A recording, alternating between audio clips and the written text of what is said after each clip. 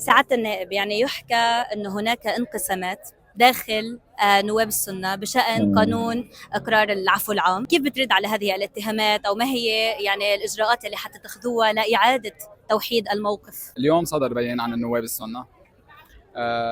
هيدا البيان يعني وقع عليه 21 نائب سني، بيأكد على نقاط أساسية. الأولى بيأكد على أنه هو بيأيد كل الاتصالات واللقاءات اللي حصلت ولا سيما مع رئيس الجمهورية.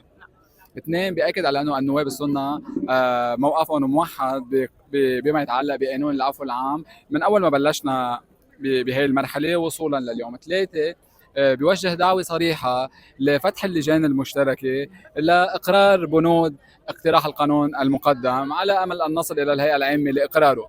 فأنا برأيي أنه يعني الاصطياد بالمياه الأكرة من باب أنه مشكلة تأجيل اللجان هي مبنية على خلاف عند السنة. أنا بقول لك ليس هناك من خلاف، هناك أغلبية سنية واضحة. ممكن أن يكون هناك اختلاف بوجهات النظر أو بالتكتيك أو بالتصور لهذا الملف عند قليلة جدا من النواب السنة، ولكن هل يعني أنه هو اختلاف؟ الأفضل نيوز والأفضل تيفي، منصتان أبعد من العاجل، أقرب إلى غد أفضل.